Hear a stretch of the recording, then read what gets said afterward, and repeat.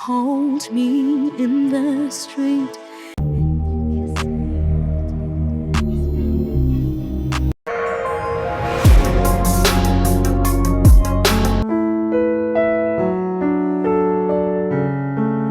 Kumusta sa ating lahat mga kabayan?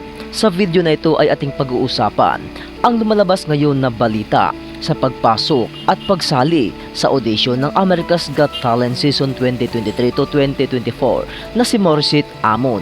Alam naman siguro natin mga kabayan kung gaano kasikat at katunog ang pangalan ni Morissette Amon dito sa Pilipinas pagdating sa kantahan.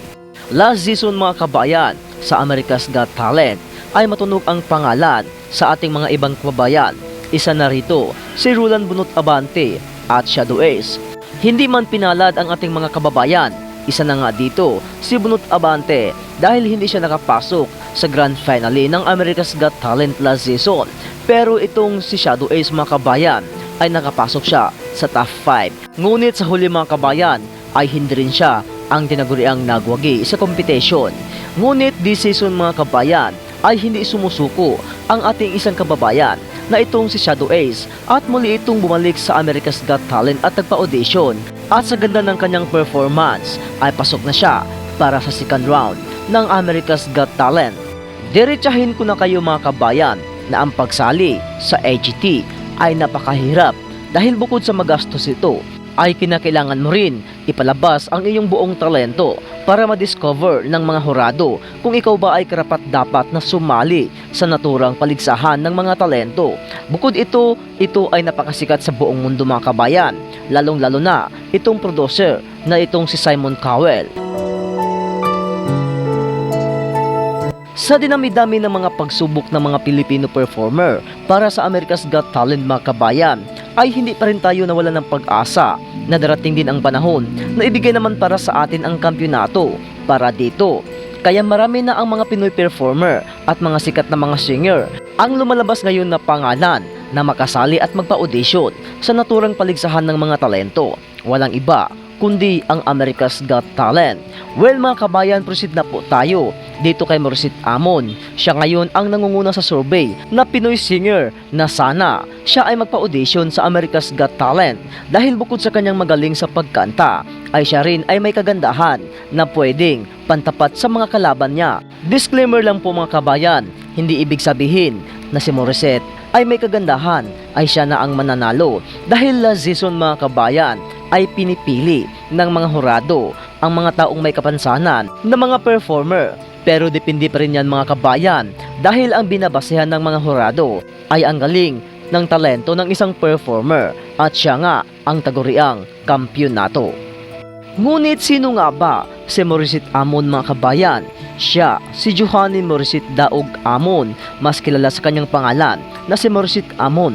Isinilang noong June 2, 1996 sa Cebu ang kanyang mga magulang na sina Annalie Daog at ang kanyang ama naman na isang rock musician na si Amay Amon. Siya ang panganay sa dalawang magkakapatid. Marami sa ating mga kababayang Pilipino na tagahanga at taga-suporta ni Morissette Amon mga kabayan ang nagsasabi na sana pasukin ni Morissette Amon at magpa-audition sa naturang kompetisyon ng mga talento.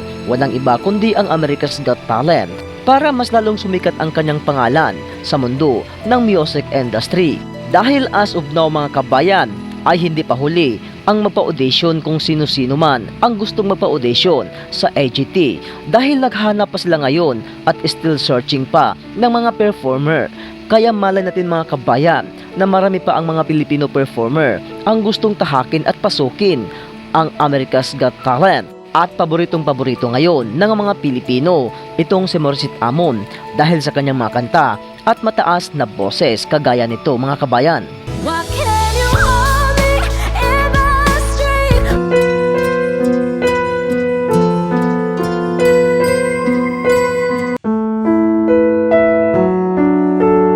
Kapag mangyari ito mga kabayan, ang magpa-audition ni Morissette Amon para sa naturang prestihosong paligsahan ng mga talento, ang AGT ay panigurado ang kanyang pangalan ay magagaya rin dati noong nagpa-audition itong si Roland Bunot Abante sa America's Got Talent last season.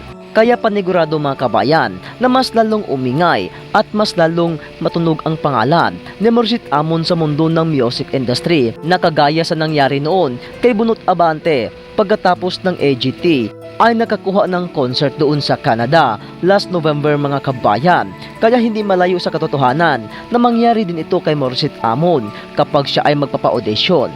Well mga kabayan, kayo na po ang humusga kung maganda nga ba ang kinalabasan kapag magpapa-audition dito si Morissette Amon sa America's Got Talent. Comment down below mga kabayan, and thanks for watching my video.